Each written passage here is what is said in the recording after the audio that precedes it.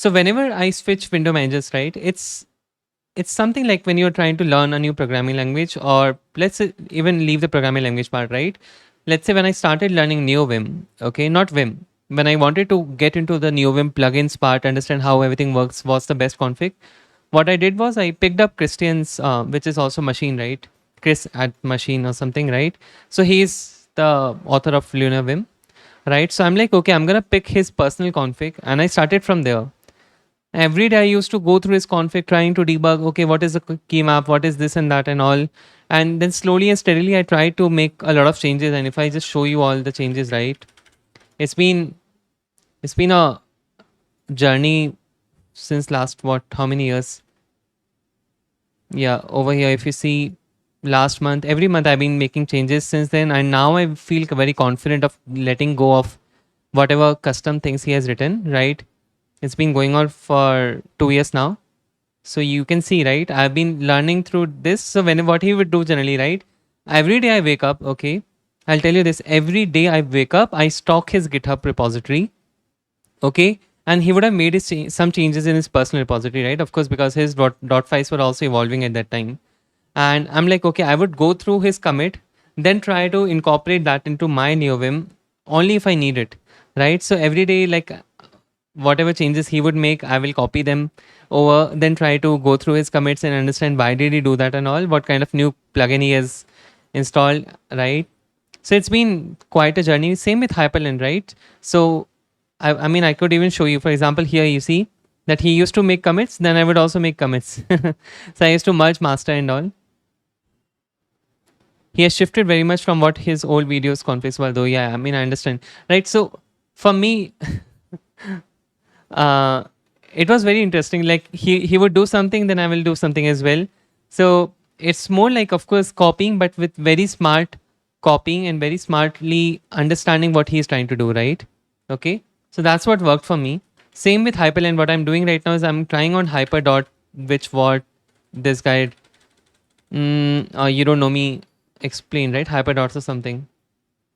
So I went through this. I've installed this so far, but I've already made some changes in the main config, for, let's say, installing, like, getting a new plugin for workspaces and all. Now I know there are some things that are going to break, or there are few things that I would not like, you know, and then I'll try to go through them, understand how it is written, understand, okay, whether I need that or not, and then I'll try to maintain it, right? And at one point of time, I'll be like, okay, I'm done. Now I'm able to write my own config independent of these pre-built, pre-cooked, whatever you want to call it, right? So I would definitely suggest that if you want to try any new technology, picking up something that is cooked for you, or even documentation, for example, if you think documentation is not cooked for you, you're wrong, right? You generally just copy and paste first. The very first task is to get it done, right? Once it's done, what you do is you start going through, okay, how is it done, right? Because see, for a lot of people nowadays, attention span, as I always say, has reduced. So you want to see the output, you are very curious, okay, how does it work, and what you end up doing is, once you see the output, you're even more excited than before, okay? And that's something that I always suggest, that, okay, you don't know how to code, I would just say, okay, open two windows, don't copy paste the code, try to write it yourself. At least you will know that you have written something, and it will be in your mind. Once it runs, then you move back and say that, okay, how is it running, okay, for smaller projects.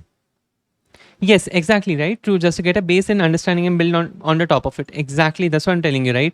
See, um a lot of people have that benefit or luxury to go, like, for example, TS Suding, right? He has that luxury to build everything from scratch right now. And that's for a reason he calls it recreational programming, right? But let's say if I'm trying to prepare for an interview, right, or I'm very young and I don't have enough luxury doesn't mean like it's a waste, but I have to work for my office as well, and I have to come back and do some things. So, as an example, I was fixing this bug, right, for image annotator Rust, that I think I mentioned on Discord as well, right? Now this was breaking, okay? So I fixed the ICE compatibility. I've done it. The guy has approved as well. But now what I'm going to do is, I don't understand how the lifetimes work, but I got it to work. I mean, it's not like I don't understand at all. I just don't know why it wasn't working before. Now this is done. The urgent part is done. Okay. And all the tests are there. They are passing. It's not like I have partially fixed it, right? So for me, now I have to go back and understand, okay, what's going on, right? That's what I have to understand. So my only suggestion to anyone, I mean, of course, Varu, I know that you are aware of this, but to anyone who is watching the stream as well, that when you start learning a new language, what do you do generally, right? You pick up some keywords that are very popular, right? Like I know outside of India, people pick up abusive words and they say that I know Hindi and they use that abusive word. So they kind of get the fun part of it, right? Then they like, okay, now I get it. Like for example, Bengali, a lot of people don't know, but if you ask them to say, how do you say I love you in Bengali? It's very popular, right?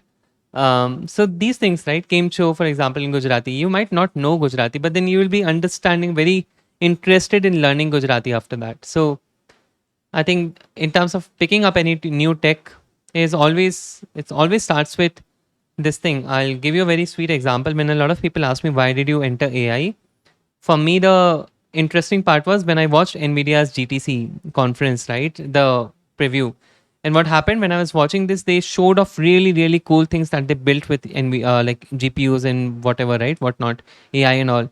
And I'm like, if I can do that using AI, I want to learn what takes to build this outcome, right? What takes me to like get to this outcome, right? All the cricketers, for example, you ask them why did they get started? 1983 World Cup, right? When India won, they're like, okay, what does it take me to get to that point where I represent my nation and we won the World Cup, right?